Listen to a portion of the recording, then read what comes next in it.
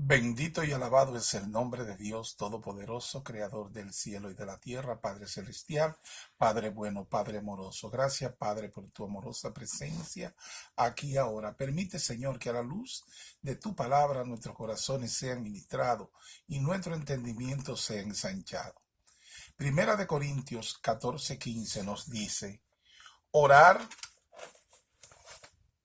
con el Espíritu, pero también orar con entendimiento.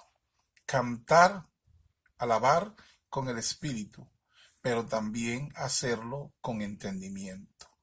La palabra de Dios nos permite escudriñar las escrituras y conocer que Dios ha hablado con nosotros y para nosotros en cada tiempo.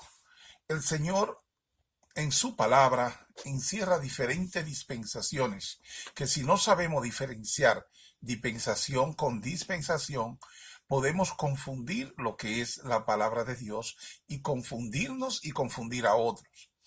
Esto así porque el Señor habla claro cada vez que habla, y el Señor especifica cuando habla para quién habla. Cuando el Señor habla para el pueblo judío, porque también debemos entender que en la palabra se registran tres pueblos importantes para Dios, ya que Él hace mención de cada uno de ellos cada vez que Él habla. Cuando Él se refiere a los hijos de Israel, Él los llama por su nombre, varón de Judá. Al pueblo, a este pueblo que Él ama y que nosotros amamos en su nombre, es un pueblo en el cual Él siempre estuvo involucrado en trabajar con ese pueblo. Cuando el Señor se refiere al pueblo de Israel, Él especifica que habla al pueblo de Israel. Así también cuando el Señor habla con el pueblo de los creyentes, el pueblo de lo que es la iglesia en Jesucristo, este pueblo que se llama iglesia porque significa eclesiate, que es sacado de donde no había pueblo, y Cristo forma este pueblo y se lo regala a sí mismo como pueblo. La iglesia es un pueblo diferente a lo que es el pueblo de Dios de Israel. La iglesia es un pueblo diferente y debemos establecer esa diferencia para saber cuándo el Señor habla con nosotros, cuándo habla para Israel, de acuerdo a la promesa que Él tiene para con Abraham, que le ha cumplido y que aún está por cumplirle, y que le cumplirá aún después del tiempo, del tiempo presente, que es el tiempo de la iglesia.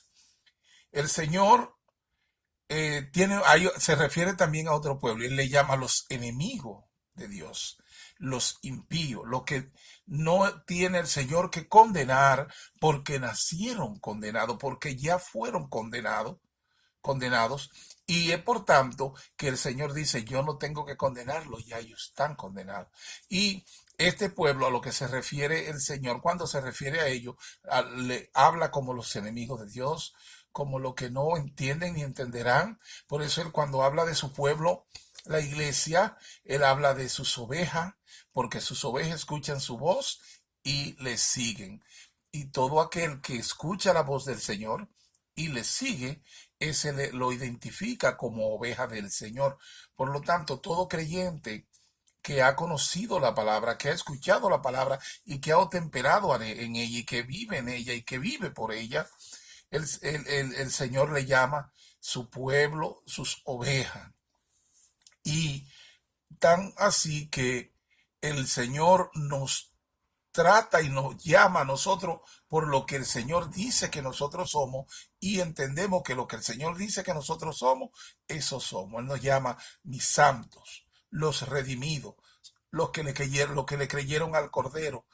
El Señor especifica la especialidad de este pueblo creado en Cristo Jesús. Este pueblo al cual el Señor habla en su palabra es la iglesia de Jesucristo, la iglesia, el cuerpo de Cristo, este cuerpo que se manifiesta y que manifiesta lo que es el evangelio que es la buena nueva de salvación, que fue el regalo que el Señor nos dio en Cristo Jesús. No hizo pueblo, no hizo su pueblo, un pueblo con mayor promesa y más inmediata y con una gran esperanza, ya que el Señor no solo nos plantó en Cristo Jesús, sino que al hacerlo nos plantó en lugares celestiales junto a Cristo Jesús. Él está sentado a la diestra del Padre y allí estamos con Él. Aquí nosotros estamos como peregrinos y tenemos promesa de que el Señor viene por su iglesia y se la va a llevar en un abrir y cerrar de ojos. Y él anuncia que esto no puede ser anunciado cuando, porque él vendrá como ladrón en la noche, se llevará a su iglesia en un abrir y cerrar de ojos, y los muertos en Cristo Jesús resucitarán primero. Cuando habla el Señor de que resucitarán primero los muertos en Cristo Jesús, habla, especifica o establece las dos resurrecciones.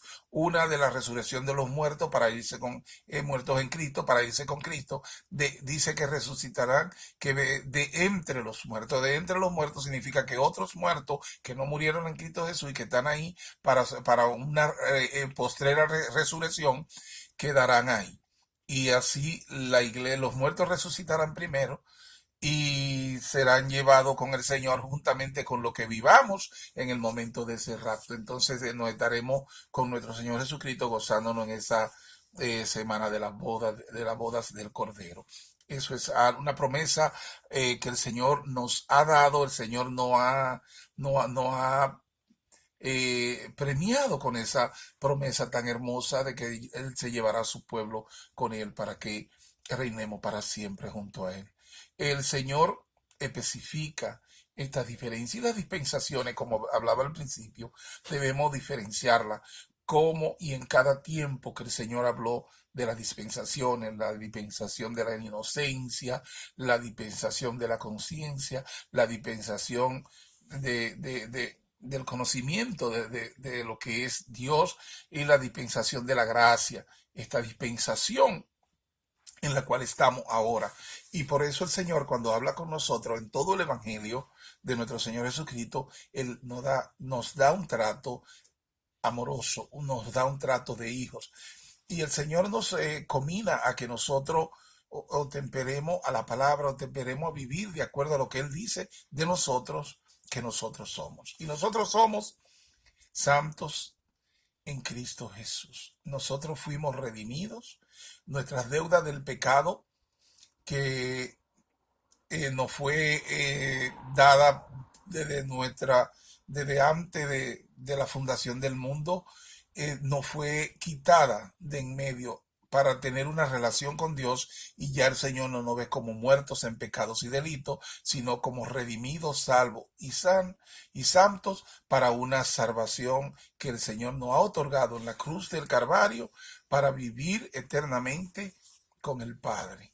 Y esto es así porque la palabra nos establece que esto es así. La palabra de Dios que no se contradice en ningún tiempo. Ahora, si nosotros cuando leemos la palabra mezclamos las dispensaciones, mezclamos los pueblos, nosotros podemos entonces entrar en un problema de entendimiento. Y el Señor nos comina que cuando oremos en el Espíritu y con entendimiento. Porque si vamos a orarle a Dios, debemos saber qué es y lo que es. Por lo que si con ese entendimiento nosotros no vamos a venir al Señor, porque al conocerle a Él, al conocer lo que es la palabra, nos vamos a reconocer a nosotros mismos como lo que Dios dice de nosotros, que nosotros somos. Y nosotros somos un pueblo santo, somos linaje escogido, somos reyes y sacerdotes de un nuevo pacto, y tenemos la herencia de haber sido hechos hijos de Dios, coheredero con Cristo. Y por tanto podemos venir al Señor y hablarle como sus hijos amados. Y es por eso que debemos saber quiénes somos, el pueblo que somos, en qué tiempo estamos, el tiempo de la gracia. Eh, ¿Qué dice el Señor que nosotros somos? Que hemos sido otorgados de santidad en Cristo Jesús. Porque somos otorgados de santidad en Cristo Jesús, porque fuimos hechos hijos aceptos ante el Señor. Y al ser hijo de un Padre Santo, pues nuestra naturaleza, por naturaleza, es santa, valga la redundancia. Esa, esa, ese regalo de Dios que es la santidad, nos la da el Señor. El Señor dice que vivamos de acuerdo a esa santidad, sin la cual nadie verá al Señor, sin la cual nadie que no haya sido otorgado de esa santidad verá al Señor. Y como santos debemos vivir santamente, en la santidad de vivir en el amor de Cristo. El Señor nos dio esos dos mandamientos preciosos que abarcan todos los demás mandamientos: amar a Dios sobre todas las cosas y amar a tu prójimo como a ti mismo. Si tú amas a tu prójimo, tú no robarás, tú no matarás, tú no fornicarás, tú no adulterarás, tú no harás ninguna de estas cosas que afectan a tu prójimo, porque tú le ama. Y es por esto que en esta se cumplen todos los mandamientos, lo que se le dieron a Moisés, que debemos observar, y también lo que en la iglesia, que son más de 6.000 mandamientos que nuestro Señor Jesucristo nos dio, nos dejó establecido en la palabra, en el Nuevo Testamento. Nosotros estamos cometidos a vivir de acuerdo a la naturaleza de lo que nosotros somos. Ahora bien, nosotros cumplimos con todo esto porque nos fue escrita en el corazón, para que nosotros vivamos por ella, y vivamos por fe, por esa fe que tenemos en el Señor.